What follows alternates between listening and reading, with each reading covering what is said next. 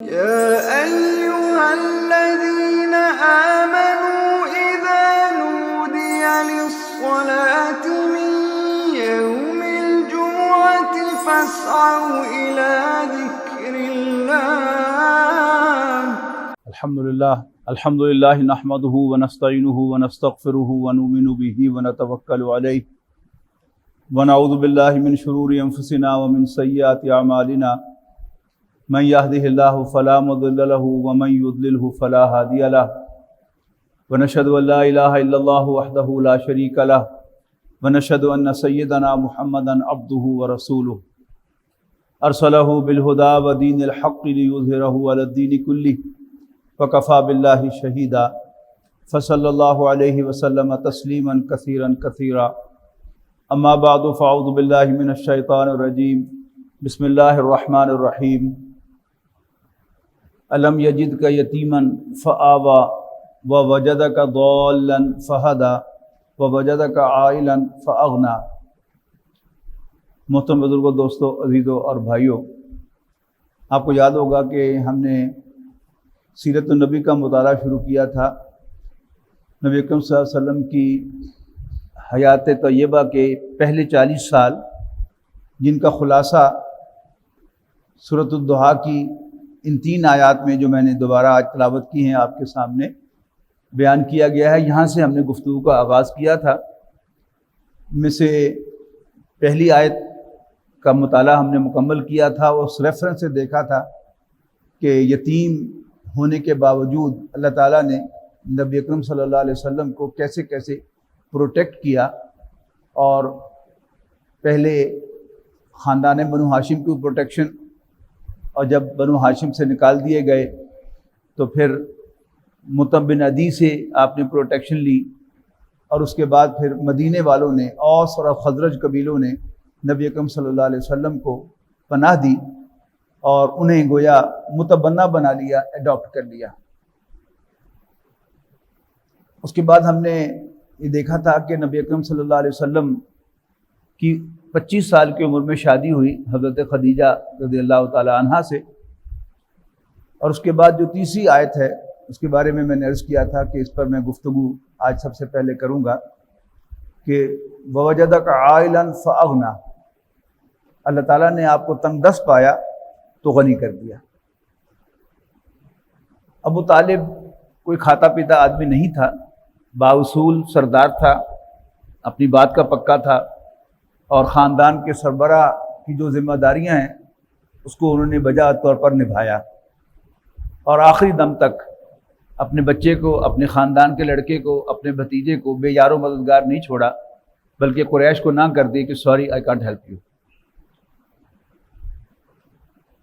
لیکن لہذا ابو طالب نبی اکرم صلی اللہ علیہ وسلم کو سلور سپون کے ساتھ نہ کھلا سکا. لہذا خود نبی اکرم صلی اللہ علیہ وسلم کے اپنے فرمان کے مطابق نبی اکرم صلی اللہ علیہ وسلم نے بہت معمولی معاوضے پر مکے کے خاندان کی بھیڑ بکریاں چرائیں. اور وہ بھیڑ بکریاں مکہ مکرمہ میں چرانا، اس کو آپ فیصل آباد میں بھیڑ بکریاں چرانے پر قیاس نہیں کر سکتے، جہاں عام طور پر ٹیمپریچر 50 ڈگری سینٹی گریڈ تک چلا جاتا ہے. اور مکہ مکرمہ میں جدہ میں بلکہ ایک صاحب ملے کہ انہوں نے کہا کہ جی میں ایک دفعہ مکے میں تھا اور ٹیمپریچر 60 ڈگری سینٹی گریڈ بھی گیا تھا، اور انہوں نے اپنی جیب میں، اپنے پرس میں سعودی گزٹ کی کٹنگ رکھی ہوئی تھی، ثبوت کے طور پر کہ کوئی مانے گا نہیں کہ اس میں وہ تذکرہ تھا کہ کل ٹیمپریچر جو تھا وہ 60 ڈگری سینٹی گریڈ ہوا تھا مکہ مکرمہ میں.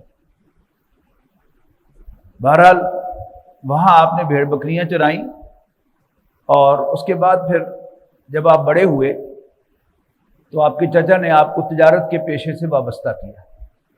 عام طور پر سیرت کی کتابوں میں کہا جاتا ہے کہ پھر آپ نے تجارت شروع کر دی. یہ بھی ذرا درست سٹیٹمنٹ نہیں ہے، اس لیے کہ تجارت شروع کرنے کا مطلب تو یہ ہے کہ آپ تاجر تھے، جبکہ آپ کے پاس تو سرمایہ ہی نہیں تھا، تو آپ نے تجارت کیسے کرنی تھی؟ آپ بزنس سیلز مین کی حیثیت سے دوسروں کا مال لے کے جاتے تھے اور اس میں آپ کو کچھ کمیشن ملتا تھا. نبی اکرم صلی اللہ علیہ وسلم جذبہ خیر خواہی اور انسانی خدمت کے جذبے سے پوری طرح سرشار تھے، لہذا جب آپ کے بالکل کوئی وسائل نہیں تھے تب بھی آپ یتیموں کی سرپرستی اور بیواؤں کی خبرگیری کر کے اپنی وہ حس کو تسکین پہنچایا کرتے تھے کہ میں انسانیت کی خدمت کر رہا ہوں، اس لیے کہ ان دونوں کاموں میں انسان کا کوئی پیسہ نہیں لگتا۔ میں بعد میں ایکسپلین کروں گا۔ جب حضرت خدیجہ سے نکاح ہو گیا تو حضرت خدیجہ نے نہ صرف اپنے آپ کو ایک لونڈی کی حیثیت سے پیش کیا، جیسا کہ میں نے پچھلی دفعہ خطبے کے اینڈ پر کہا تھا، بلکہ اپنا سارا گھر، اپنا سب مال بھی نبی اکرم صلی اللہ علیہ وسلم کو کھول دیا استعمال کرنے کے لیے۔ لیکن ایک دن نبی اکرم صلی اللہ علیہ وسلم کچھ پریشان سے تشریف لائے تو حضرت خدیجہ نے پوچھا کہ خیر ہے، آپ کچھ پریشان سے دکھائی دے رہے ہیں؟ تو آپ نے فرمایا کہ میں باہر گھوم رہا تھا، میں نے قافلہ دیکھا، بڑا قسمہ پرسی کا عالم تھا، بچے بھوک سے بلک رہے تھے، لوگوں کے پاس پہننے کے لیے مناسب کپڑے بھی نہیں تھے۔ میں سوچ رہا تھا کہ اگر میرے پاس بھی کوئی سرمایہ ہوتا تو میں ان کی مدد کرتا۔ تو حضرت خدیجہ کو سٹرائک ہوا، اوہ میرے شوہر تو دیانتدار آدمی ہیں، یہ میری اجازت سے میرا مال برت رہے ہیں لیکن اس کو اپنا نہیں سمجھتے۔ تو انہوں نے مکے کے سرداروں کو گھر بلایا اور ان سے کہا کہ تم سب گواہ رہو کہ میں نے اپنا سارا مال اپنے شوہر محمد بن عبداللہ صلی اللہ علیہ وسلم کو ہبہ کر دیا۔ تو یوں بوجدک عائلا فاغنا، اللہ تعالیٰ نے آپ کو تنگ دست پایا تو غنی کر دیا۔ اب آتے ہیں درمیانی آیت کی طرف، ووجدک ضالا فہدا۔ یہ آیت ذرا مشکل ہے، اس میں ہمارے ہاں کنٹروورسی جو ہے وہ پائی جاتی ہے کہ کسی مترجم نے کوئی ترجمہ ایسا کر دیا ہے کہ جس پر ایک فرقے کے ہمارے ایک فرقے کے بزرگوں نے اعتراض کیا، لیکن بہرحال قرآن مجید کی آیت ہے، اس کو ہم چھوڑ تو نہیں سکتے۔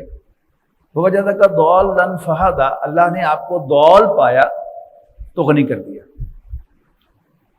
یہ ضال جو ہے یہ ضالین کا واحد ہے، یہ جو سورہ فاتحہ میں ہم کہتے ہیں نا وَلَضَّالِّينَ، اس کا واحد کیا ہے؟ الضال، اور بغیر الف لام کے ضالن۔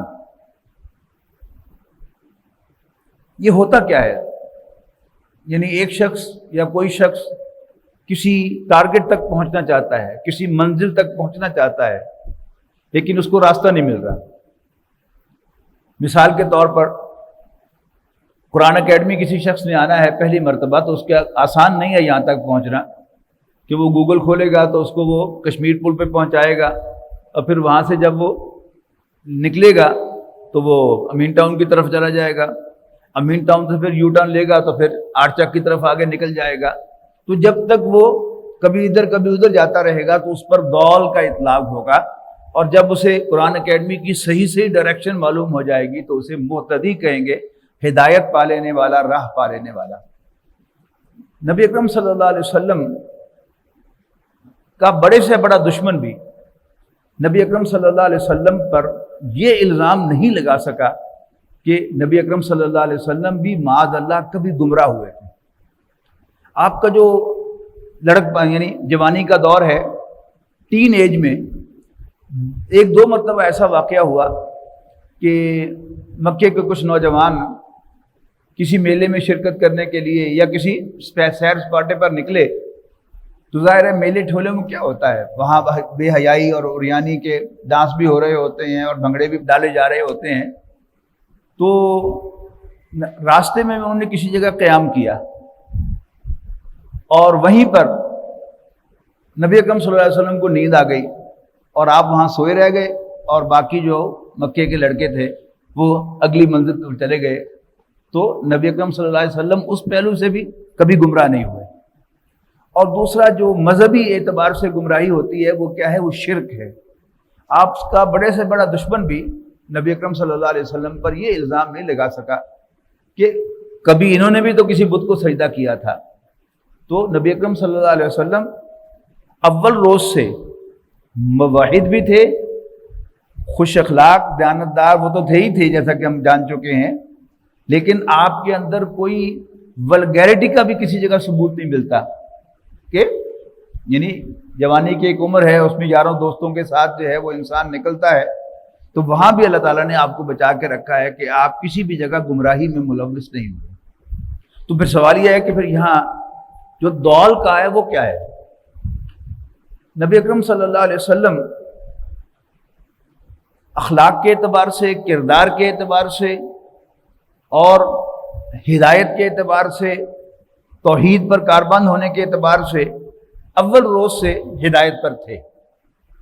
لیکن ایک گوشہ ایسا ہے کہ جس میں ہم دیکھتے ہیں کہ نبی اکرم صلی اللہ علیہ وسلم کبھی ادھر جاتے ہیں، کبھی ادھر جاتے ہیں، پھر ادھر جاتے ہیں، لیکن آپ کو راہ نہیں مل رہی۔ اور وہ گوشہ کیا تھا کہ نبی اکرم صلی اللہ علیہ وسلم کے دل میں انسانیت کی خدمت کا جذبہ تھا۔ آپ نے مختلف اٹیمپٹس کیے اپنے اس جذبے کی تسکین کے لیے۔ مثال کے طور پر جب یہ میں نے تذکرہ کیا کہ جب آپ کے پاس کوئی سرمایہ نہیں تھا لیکن جذبہ تو تھا، تو آپ دو ایسے کام کیا کرتے تھے جس میں کوئی پیسہ نہیں لگتا۔ وہ کیا تھا؟ یتیم بچے کی اصل ضرورت یہ ہوتی ہے کہ کوئی اس کو ایسے گلے لگائے یا اس کا ایسے منہ چومے یا اس کے سر پر ایسے شفقت کا ہاتھ رکھے کہ اگر اس کا باپ زندہ ہوتا تو اس کا منہ چومتا، اسے گلے لگاتا اور اس پر دست شفقت رکھتا۔ اس میں کوئی پیسہ نہیں لگتا۔ بچے کی اصل ضرورت جو ہے یتیم بچے کی وہ یہی ہے، پیسہ اس کی اصل ضرورت نہیں ہوتی۔ مجھے یاد آتا ہے کہ میری ایک مریضہ تھی، شیخ فیملی سے، کھاتے پیتے گھرانے سے تعلق تھا۔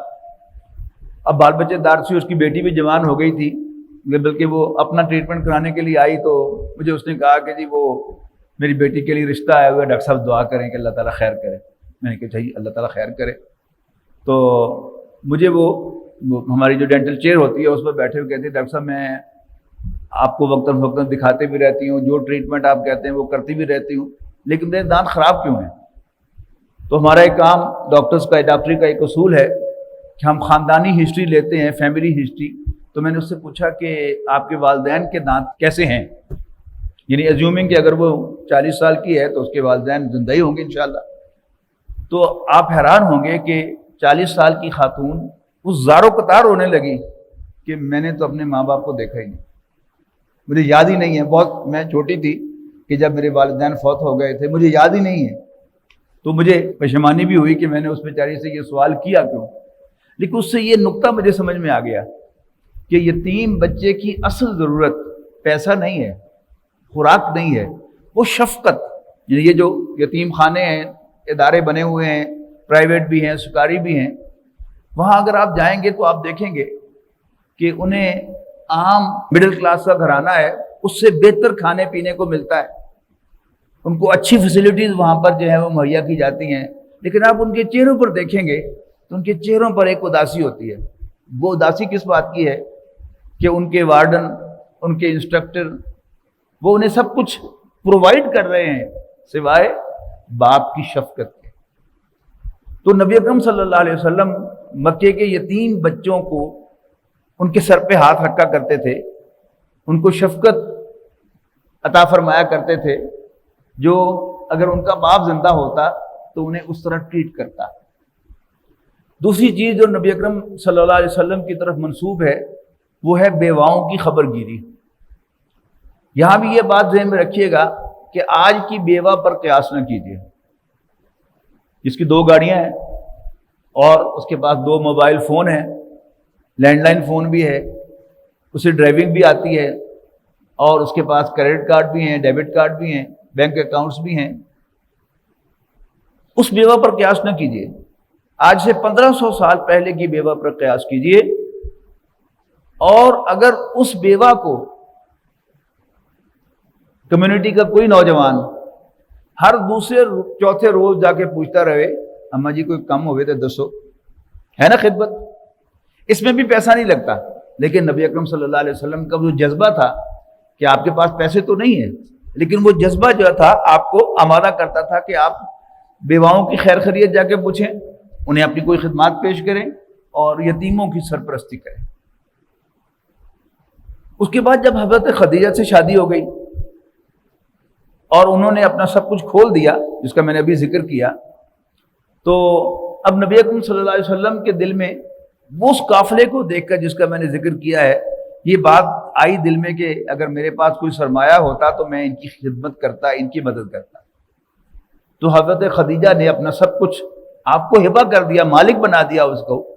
تو انڈرسٹوڈ ہے کہ اب نبی اکرم صلی اللہ علیہ وسلم نے اس مال سے یتیموں، بیواؤں، مسکینوں، حاجت مندوں کی خدمت شروع کر دی ہوگی۔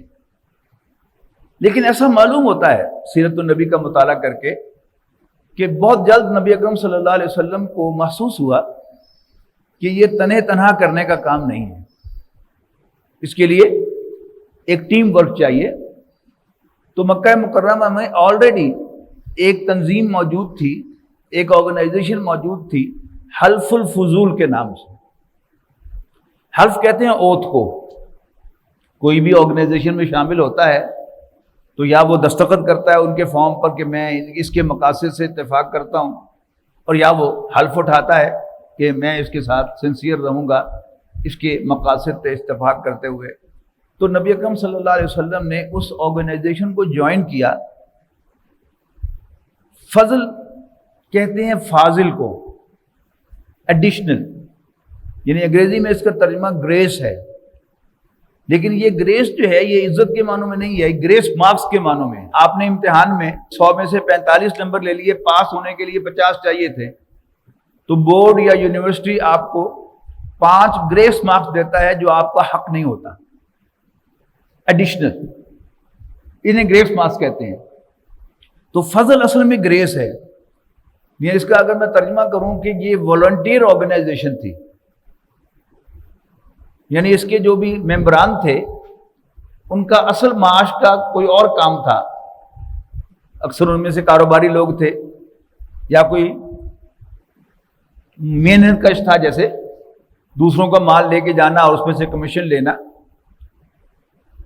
اور اضافی طور پر وہ والنٹیئر کام جو ہے وہ کرتے تھے۔ اس آرگنائزیشن کا جو موٹو تھا، اس میں جو مقاصد تھے اس کے، ان میں سے ایک بھوکوں کو کھانا کھلانا تھا، اور ایک اہم نقطہ اس میں تھا کہ جب بھی کوئی حاجت مند حاجت کے لیے پکارے گا تو ہم اس کی مدد کو پہنچیں گے۔ پھر ایک تھا کہ ہم ظالم کا ہاتھ روکیں گے۔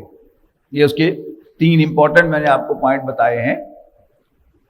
اب یہ ایسی آرگنائزیشن، مجھے ان پر بہت رحم آتا ہے کہ آپ ان کے آفیسز میں جائیں، ان کے ہیڈ کوارٹرز میں جائیں تو وہاں آپ کو ڈسپلے ملے گا پرفارمنس ہماری آرگنائزیشن کی۔ پہلے چارٹ لگے ہوئے ہوتے تھے، اب وہ ڈیجیٹل ڈسپلے ہوتا ہے۔ اس کا خلاصہ اگر میں عرض کروں کہ ہماری آرگنائزیشن سن 2015 میں بنی تھی، سال 2015 میں ہم نے 200 بھوکوں کو کھانا کھلایا تھا، 2016 میں ہم نے 2000 بھوکوں کو کھانا کھلایا، اور اب ہم ہزاروں کو کھانا کھلاتے ہیں۔ اور آپ کو معلوم ہے کہ خود ہمارے ملک میں اس وقت 1 سے زائد ایسی آرگنائزیشنز ہیں کہ جو سال میں نہیں، روزانہ لاکھوں کو کھانا کھلاتی ہیں۔ یعنی صرف فیصل آباد شہر میں آپ دیکھیں ایدھی کے سینٹرز اور سیلانی کے سینٹرز، اس میں صرف فیصل آباد میں ہزاروں لوگ کھانا کھاتے ہیں روزانہ، اور پورے پاکستان میں آپ حساب لگا لیجئے کہ کتنے لوگ جو ہیں وہ روزانہ کھاتے ہوں گے ان کے لنگرز کے اوپر۔ تو یہ ایک چیز ہے، یعنی کھانا کھلانا، وہ اس کو ڈسپلے کرتے ہیں کہ ہم نے شروع یہاں سے کیا اور اب ہم یہاں پہنچ گئے ہیں۔ اسی طرح ایک غلط فہمی پائی جاتی ہے کہ آپ کو یاد ہوگا کہ جب ایران میں خمینی صاحب کا انقلاب آیا تھا تو ہم میں سے بہت سے لوگوں کی زبان پر یہ الفاظ آئے کہ ایک خمینی پاکستان چ بھی آ جاوے نا اور یہاں پر کچھ ظالموں کے گردنیں اڑا دے تو یہاں بھی ظلم ختم ہو جائے گا۔ یاد رکھیے گا، نہ بھوکوں کو کھانا کھلانے سے کبھی بھوک ختم ہوئی ہے، اور نہ ظالموں کو مارنے سے کبھی ظلم ختم ہوا ہے۔ اب ایک عام آدمی جب اس کو موٹو کو دیکھتا ہے اور لوگوں کو کھانا کھاتے ہوئے دیکھتا ہے کہ غریب لوگ جو ہیں وہ فری کھانا کھا رہے ہیں، وہ بڑا امپریس ہوتا ہے اور وہ کہتا ہے جی میرا بھی اس میں حصہ ڈال دیں، بہت نیک کام آپ کر رہے ہیں۔ نیک کام تو یقیناً ہے بھوکوں کو کھانا کھلانا، لیکن ایک لانگ سائٹ ہوتی ہے نا، ایک شارٹ سائٹڈنس ہوتی ہے، ایک لانگ سائٹڈنس ہوتی ہے. تو ایک ذہین آدمی جو ہے وہ ذرا آگے کی سوچ سوچے گا کہ اچھا 200 پھر 2000 اور پھر اب ہزاروں، تو یہ آرگنائزیشن کچھ اچیو کر رہی ہے یا لوز کر رہی ہے. تو اس کا جو ذہن کنکلوڈ کرے گا وہ کیا ہے کہ یہ آرگنائزیشن لوز کر رہی ہے. پہلے اس کمیونٹی میں 200 بھوکے تھے اور اب اس کمیونٹی میں ہزاروں بھوکے ہیں. اور یہ غلط فہمی کہ ظالم مار دیے جائیں گے تو ختم ہو جائے گا، ایک عام آدمی تو یہ ایزیوم کر سکتا ہے، لیکن ذہین آدمی یہ نتیجہ کبھی نہیں نکال سکتا. اور یاد رکھیے گا نبی اکرم صلی اللہ علیہ وسلم نوع انسانی کے ذہین ترین فرد تھے، لہذا بہت جلد نبی اکرم صلی اللہ علیہ وسلم اس نتیجے پر پہنچ گئے کہ ہم بجائے انسانی خدمت کرنے کے، ہم غریبوں کو غربت سے نکالنے کے، بھوکوں کی بھوک کو ختم کرنے کے، ہم تو بھوکوں کی تعداد میں اضافہ کر رہے ہیں. ہم تو جو اکنامک لائن ہے اس سے نیچے لوگوں کو دھکیل رہے ہیں، اور ظلم تو بڑھتا چلا جا رہا ہے. کیا کیا جائے؟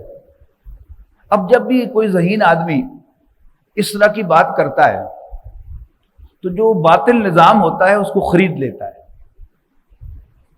کوئی وہی آرگنائزیشن جو ہے وہ اس کو خرید لے گی کہ آؤ تم تو بڑے کام کے آدمی ہو، تم تو سونے میں تلنے کے لائق ہو، آؤ ہم تمہیں ایک ادارہ بنا کے دیتے ہیں، یتیم خانہ اس کے تم انچارج ہوگے، ایک لوگوں کی خدمت کا ایک ادارہ اس کے تم ڈائریکٹر ہوگے. اور وہ جو بڑا انسانی درد رکھتا تھا اب اس کا ڈائریکٹر بن کے ایک ایئر کنڈیشن آفس جو ہے اس میں بیٹھ جاتا ہے، یوں کر کے 1 گھنٹی بجاتا ہے اور 2 ملازم جو ہے وہ آ کر کہتے ہیں یس سر. اس کی ساری وہ جو جذبہ تھا وہ زائل کر دیا جاتا ہے. نبی اکرم صلی اللہ علیہ وسلم سے یہ بات بعیض تھی کہ آپ بھی کسی کے ہتھے چڑھتے یا آپ کو کوئی خرید لیتا.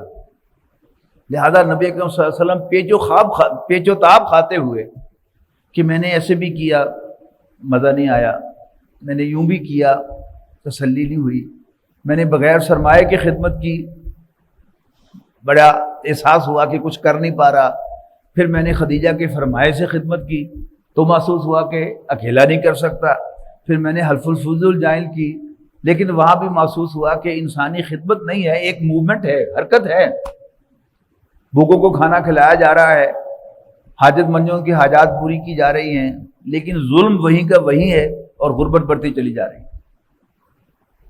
اب آپ گئے ہیں غار حرا میں، یعنی we should be very realistic.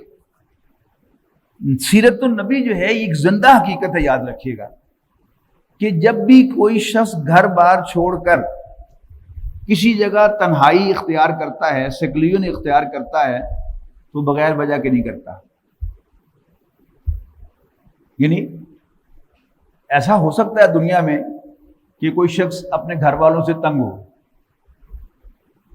اس کے بیوی بچے اس کا کہنا نہ مانتے ہو، کوئی اس کی خدمت کرنے کو تیار نہ ہو، اور وہ مسجد میں جا کے اذانیں دینی شروع کر دے اور سارا دن جو ہے وہ تسبیح پھیرتا رہے، اللہ اللہ کرتا رہے. لیکن یہاں کیا ہے، جس شخص کے گھر میں خدیجہ جیسی بیوی ہو رضی اللہ تعالی عنہ،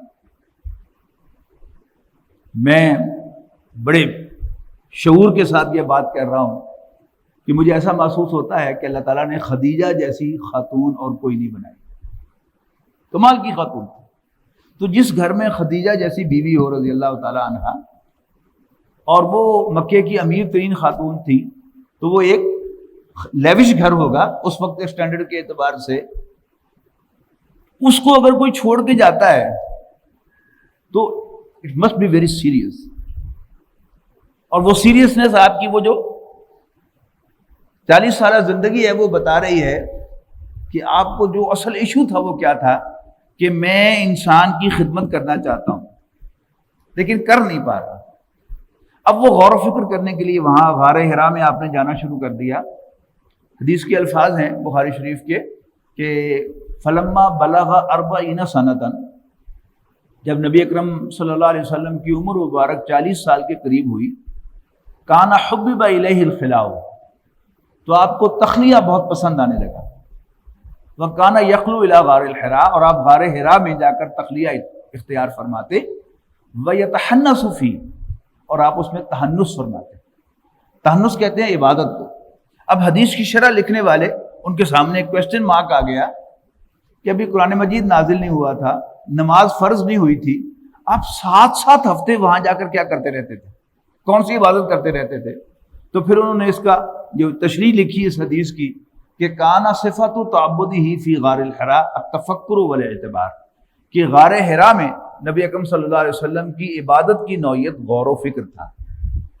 لیکن بہت سے لوگوں نے اس کو بڑا سرسری سا لیا ہے کہ آپ وہاں پر اس کائنات کے بارے میں غور و فکر کرتے رہتے تھے کہ اس کائنات کو کس نے بنایا، کیسے بنایا۔ اب قرآن مجید کا اگر آپ مطالعہ کرتے ہیں باقاعدگی کے ساتھ ان پرسوٹ آف گائیڈنس، تو ادنا مطالعے سے آپ کے سامنے آئے گا کہ مکے کے عام کافر توحید کے ساتھ اللہ تعالیٰ کو خالق کائنات مانتے تھے کہ اس کائنات کو اللہ تعالیٰ نے پیدا کیا۔ لفظ اللہ عربی زبان کا لفظ تھا، اللہ تعالیٰ ہی کے لیے بنا تھا، غیر اللہ کے لیے نہیں بولا جا سکتا تھا۔ تو عرب اللہ سے واقف تھے، اللہ تعالیٰ کو جانتے تھے، اس کو خالق بھی مانتے تھے۔ سورہ یونس کی 2 آیات کو ذرا غور سے سنیں۔ قُلْ مَن يَرْزُقُكُم مِّنَ السَّمَاءِ وَالْأَرْضِ، اے نبی ان سے پوچھو کہ بتاؤ بھلا تمہیں آسمان اور زمین سے رزق کون دیتا ہے؟ اَمَّن يَمْلِكُ السَّمْعَ وَالْأَبْصَارَ، یا یہ پوچھو کہ بتاؤ بھلا سماعت اور بصارت، کان اور آنکھیں کس کی کنٹرول میں ہیں؟ وَمَن يُخْرِجُ الْحَيَّ مِنَ الْمَيِّتِ وَيُخْرِجُ الْمَيِّتَ مِنَ الْحَيِّ، اور کون زندہ کو مردہ سے اور مردہ کو زندہ سے نکالتا ہے، اور کون کاموں کی تدبیر کرتا ہے، کاموں کو پلان کرتا ہے۔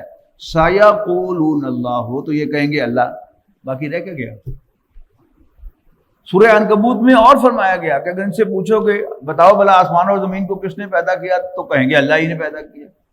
پھر پوچھو یہ بارشیں کون برساتا ہے، پھر بھی کہیں گے اللہ ہی برساتا ہے۔ تو یہ سب کچھ مکے کے عام لوگوں کو موجود تھا جو شرک بھی کرتے تھے، بتوں کے سامنے ہاتھ بھی جوڑتے تھے، سجدے بھی کرتے تھے۔ تو نبی اکرم صلی اللہ علیہ وسلم کو یہ سب کچھ ان سے کہیں زیادہ معلوم تھا یقین کے ساتھ، اور یہ بھی معلوم تھا کہ اللہ تعالیٰ کے سوا کوئی عبادت کے لائق نہیں ہے۔ تو پھر آپ کا غور و فکر ان ایشوز پر نہیں ہو سکتا۔ آپ کے ایشوز جو آپ کی زندگی سے ہم پر واضح ہو رہے ہیں وہ کیا ہیں کہ انسان کی خدمت کیسے کروں، میں ظلم کیسے ختم کروں، میں غربت اور بھوک اور افلاس کا خاتمہ کیسے کروں، اس پر غور و فکر۔ اب غور و فکر آپ خود اپنے آپ کو اس جگہ پر لے آئیں، آپ سوچیں گے کہ اچھا کیا کیا جائے، اچھا ایک نئی جماعت بنائی جائے غریبوں کی، ہے نا، بنتی رہتی ہے نا ہمارے یہاں غریب پارٹی۔ یہ اصل میں کون لوگ ہوتے ہیں کہ جو بڑے مخلص ہوتے ہیں اور ان کو درد جو ہے ہوتا ہے کہ یہ غربت ختم ہونی چاہیے، لیکن اپنے ذہن سے جب وہ بناتے ہیں تو کیسی چیز بنائیں گے؟ یا وہ بنائیں گے کہ ایک گوریلا فورس بنائی جائے جو ظالموں کے پیٹ چاک کرے اور ان کو چپ کر کے مارتی رہے ان کو ختم کر دے۔ اب یہ غور و فکر ہے، لیکن نبی اکرم صلی اللہ علیہ وسلم وہاں غار حرا میں جو لوگ گئے ہیں، اب شاید وہاں پر بلڈنگ آگے بن گئی ہوں گی، تو اس کی پوزیشن تھی وہ اس طرح تھی کہ سامنے کعبہ نظر آتا تھا۔ تو وہاں بیٹھ کر گویا آپ اللہ تعالیٰ سے پوچھ رہے تھے کہ یا اللہ میں انسانوں کی خدمت کرنا چاہتا ہوں، میں نے خود کئی اٹیمپٹس کیے اور مجھے یہ بھی خیال آتا ہے اس سے بھی ممکن نہیں ہے، ایسا کرنے سے بھی ممکن نہیں، تو میں کیا کروں کہ میں تیرے بندوں کے کام آ سکوں؟ تو اللہ تعالیٰ نے نبی اکرم صلی اللہ علیہ وسلم کو گائیڈ کیا کہ یہ کام غریبوں کی یونین بنانے سے، بھوکوں کی جماعت بنانے سے، مظلوموں کی کوئی آرگنائزیشن بنانے سے نہیں ہوگا، یہ کام ہوگا بنیادی نظریات کی بنیاد پر گراس روٹ لیول سے کوئی موومنٹ اٹھانے سے۔ اور وہ موومنٹ کی بنیاد کیا تھی؟ پہلی آیت غور کیجئے گا، اقرا بسم ربک الذی خلق، پڑھ اپنے اس رب کے نام سے جس نے پیدا کیا۔ اب ذہن میں رکھیے گا کہ مکے کے کافر اللہ تعالیٰ کو خالق کائنات مانتے ہیں، اپنا خالق بھی مانتے ہیں۔ اب اس کانٹیکسٹ میں پڑھیے گا اس آیت کو، پڑھ اپنے اس رب کے نام سے جس نے پیدا کیا۔ یہ کیا ہے کہ لفظ اللہ تو عربی زبان میں اللہ تعالیٰ کے لیے ہی بنا تھا، اللہ تعالیٰ ہی کے لیے بولا جاتا تھا۔ پھر وہ خالق مانتے تھے اللہ تعالیٰ کو، لیکن لفظ رب جو ہے قرآن مجید میں 900 سے زائد مرتبہ آیا ہے، لیکن یہ لفظ عربی زبان میں آقاؤں کے لیے بنا تھا. یعنی اگر آپ نے عربی میں کہنا ہو کہ امیہ بن خلف جو ان پر ظلم ڈھایا کرتا تھا حضرت بلال پر، وہ حضرت بلال کا آقا تھا، تو آپ کے پاس اور کوئی لفظ ہی نہیں ہے سوائے یہ کہنے کہ کان امیہ رب بلال رضی اللہ عنہ، کہ امیہ حضرت بلال رضی اللہ تعالی عنہ کا آقا تھا. اب اس آیت میں کیا ہو گیا کہ اللہ تعالیٰ نے کہا کہ وہی جس کو تم خالق مانتے ہو وہی تمہارا آقا ہے.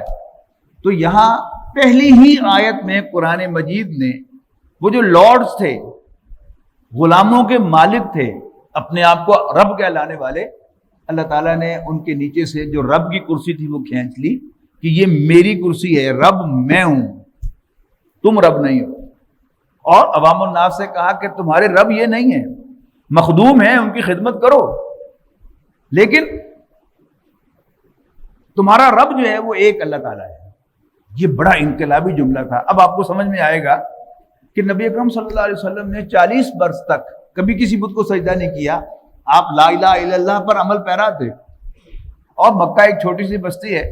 اگر ان سب کو یہ پتا تھا کہ ہاشمیوں کو یہ نوجوان صلی اللہ علیہ وسلم یہ اپنا سودا بیچنے کے لیے بھی جھوٹ نہیں بولتا اور مال کا نقص بتا کر بیچتا ہے، تو کیا انہیں یہ نہیں پتا ہوگا کہ یہ ہمارے بتوں کو سجدہ نہیں کرتا؟ لیکن اس کے باوجود جو حجرہ اسود کو نصب کرنے کا جھگڑا ہوا اور یہ طے ہوا کہ کل جو سب سے پہلے حرم میں داخل ہوگا ہم اس سے فیصلہ کرائیں گے کہ یہ نصب کون کرے گا حجرہ اسود خانہ کعبہ کی دیوار میں. تو سب سے پہلے نبی اکرم صلی اللہ علیہ وسلم تشریف لے آئے، تو بڑے خوش ہوئے سب لوگ کہ آج ایک صادق اور امین ہمارے درمیان فیصلہ کرے گا. کسی نے کوئی آبجیکشن ریز نہیں کیا، یہ تو ہمارے مذہب کا آدمی نہیں ہے، یہ تو ہمارے بتوں کو سجدہ ہی نہیں کرتا، تو یہ ہمارے درمیان جج کیسے بن سکتا ہے؟ تو سب کو یہ معلوم تھا، لیکن اس کے باوجود کوئی تکلیف نہیں تھی. اچانک کیوں تکلیف ہو گئی کہ آپ نے لا الہ الا اللہ کا جب بلند آواز سے نعرہ لگایا تو سب جو ہے وہ آپ کی جان کے دشمن ہو گئے. تو بتایا کہ اقرا بسم ربک الذی خلق خلق الانسان من علق اقرا وربک الاکرم الذی علم بالقلم علم الانسان ما لم یعلم. وہ اللہ کے جس نے انسان کو جمے ہوئے خون سے پیدا کیا، خلق الانسان من علق. اب یہ بھی کوئی سائنس کی کتاب تو ہے نہیں قرآن مجید، اور کوئی نئی بات بھی نہیں تھی. مکے کے لوگوں کی وہ بھیڑ بکریاں پالتے تھے، اونٹنیاں پالتے تھے، ان کی ابارشنز ہوتی تھیں. ارلی ابارشن میں خون نکلتا ہے، ذرا لیٹ ہو جائے تو پھر خون کے لوتھڑے نکلتے ہیں، جمع ہوا خون نکلتا ہے، پھر انفاؤنڈ ماس اور فاؤنڈ ماس.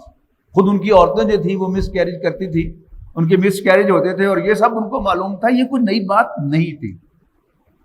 اس کے بعد یہ علم الانسان ما لم یعلم، اس نے قلم سے سکھایا اور انسان کو وہ کچھ سکھایا جو اس کو معلوم کبھی نہیں جان سکتا تھا.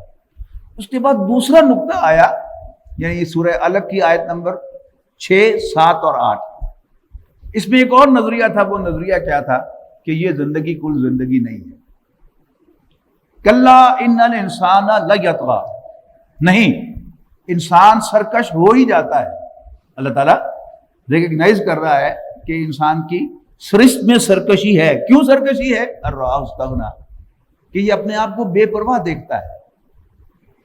یہ بے پرواہی کیا ہے کہ دو قسم کے قوانین ہیں. ایک ہیں مادی قوانین. آپ غلطی سے بھی گرم گرم کافی یا دودھ کا یا چائے کا سپ لے لیں گے تو آپ کا تالو، آپ کا ہونٹ جل جائے گا، آپ کی زبان جل جائے گی. لیکن اسی زبان کے ساتھ اور تالو کے ساتھ آپ جھوٹ بولیں تو زبان پر کوئی چھالا نہیں پڑتا، تالو پر کوئی چھالا نہیں پڑتا، ہونٹوں پر کوئی چھالا نہیں پڑتا. یہ الفاظ تو یہی بناتے ہیں نا، تالو، زبان اور ہونٹ، کچھ نہیں ہوتا. اب یہ چیز انسان کو جری کر دیتی ہے، کچھ نہیں ہوتا. اسی طرح آپ خراب بسا ہوا کھانا کھا بیٹھیں غلطی سے، آپ کو آدھی رات الائڈ اسپتال جانا پڑے تو مہینہ بھر آپ احتیاط کرتے رہیں گے، سونگ سونگ کے کھائیں گے. وہ جو محاورہ ہے کہ دودھ کا جلا چھاچھ کو بھی پھونک پھونک کے پیتا ہے، لسی کو بھی. تو یہ بھی کیا ہے؟ یہ ہماری روز کی پریکٹس ہے. تو آپ نے بسا ہوا کھانا کھایا، آدھی رات کو الائڈ اسپتال جانا پڑا، آپ محتاط ہو گئے. لیکن آپ نے کسی کا مال کھایا غلط طریقے سے، حرام طریقے سے، کوئی پیٹ میں درد نہیں ہوگا، یہ چیز آپ کو جری کر دے گی۔ تو کلا ان الانسان لیطغی ان رآہ استغنی ان الی ربک الرجعی، اے انسان تجھے اپنے رب کے حضور لوٹنا ہے۔ یہ بھی کیا تھا؟ یہ ایک نئی بات تھی، بڑا انقلابی پیغام تھا۔ نبی اکرم صلی اللہ علیہ وسلم کو حکم دیا گیا کہ تم ان دو بنیادی نظریات اور اپنے اس تعارف کے ساتھ جاؤ پبلک میں کہ مجھے اللہ نے اپنا رسول بنا دیا ہے، میں اللہ تعالیٰ کی طرف سے تمہاری طرف بھیجا ہوا رسول ہوں۔ ان تین باتوں کو لے کر جاؤ مکے والوں کے پاس اور انہیں کہو کہ میری ان تین باتوں کو مانو۔ اب یہ کیا تھا؟ یہ اللہ تعالیٰ نے طریقہ بتایا کہ اگر تم واقعی غربت ختم کرنا چاہتے ہو، ظلم ختم کرنا چاہتے ہو، بھوک مٹانا چاہتے ہو، تو پھر یہ بھوک کے خلاف نعرے لگانے سے، ظلم کے خلاف نعرے لگانے سے اور غربت کے خلاف آواز اٹھانے سے نہیں ہوگا۔ ان تین نظریات کو لے کر پبلک میں جاؤ۔ جو لوگ تمہاری یہ بات تسلیم کر لیں، تمہیں اللہ کا رسول مان لیں، اللہ کو اپنا رب مان لیں، اور یہ مان لیں کہ یہ کل زندگی کل زندگی نہیں ہے، آخرت آنے والی ہے، تو ان کو آرگنائز کرو۔ دس از واٹ رسول اللہ صلی اللہ علیہ وسلم ڈیڈ۔ آپ کی مکی زندگی باقی ساری جو ہے وہ کیا ہے؟ وہ اسی آرگنائزیشن کا نام ہے کہ جن لوگوں نے نبی اکرم صلی اللہ علیہ وسلم کو اللہ کا رسول مان کر ان کی لائی ہوئی ہر بات کو سچا تسلیم کر لیا، آپ نے انہیں آرگنائز کیا اور ان کو ڈسپلن کیا اور تیار کیا وقت کے لیے۔ پھر آپ اس جماعت کو لے کر مدینہ منورہ منتقل ہوئے۔ وہاں انصار میں سے بھی ایک جماعت آپ کو مل گئی، السابقون الاولون من المہاجرین والانصار، سبقت لے جانے والے، پہل کرنے والے مہاجرین میں سے اور انصار میں سے۔ یہ ہے نبی اکرم صلی اللہ علیہ وسلم کی اصل طاقت زمین پر۔ اوپر تو اللہ تعالیٰ کی طاقت ہے ہی ہے، لیکن نبی اکرم صلی اللہ علیہ وسلم نے جو زمینی جد و جہد کی ہے، جس کا انشاءاللہ آئندہ نشستوں میں ہم ذکر کریں گے، وہ یہ جماعت ہے جس کی بنیاد پر کی ہے، جنہوں نے پھر اپنی زندگی کو عزیز نہیں جانا، موت کو عزیز جانا ہے اس مشن کے لیے، اور انہوں نے اپنی جانیں لگا دی۔ نبی اکرم صلی اللہ علیہ وسلم کے چشم ابرو کے اشارے پر اپنی گردنیں کٹوا دی۔ تو یہ وہ جماعت ہے کہ جو آپ نے مکہ مکرمہ میں تیار کی، لیکن وہ کس بنیاد پر؟ آپ کو جو رہنمائی ملی تھی، وَوَجَدَكَ ضَالًّا، اللہ نے آپ کو ہدایت کے لیے راستہ ڈھونڈتے ہوئے پایا، فہدا، تو اس نے رہنمائی کر دی، اور یہ رہنمائی نبی اکرم صلی اللہ علیہ وسلم کو ملی تو آپ نے وہ کام کیا، اور 10 سال کے اندر اندر وہ جماعت تیار ہوگی۔ ان دا مین ٹائم اللہ تعالیٰ نے آپ کو پروٹیکٹ کر کے رکھا ابو طالب کے ذریعے سے، اور جب ابو لہب آیا اس نے خاندان سے نکالا، تو اس وقت تو نہیں اللہ تعالیٰ نے مکہ مکرمہ سے نکلنے کا سامان جو ہے وہ کرنا شروع کر دیا، اور 3 سال کے اندر اندر آپ مدینہ منورہ تشریف لے آئے۔ اقول قولی ھذا واستغفر اللہ لی ولکم ولسائر المسلمین والمسلمات۔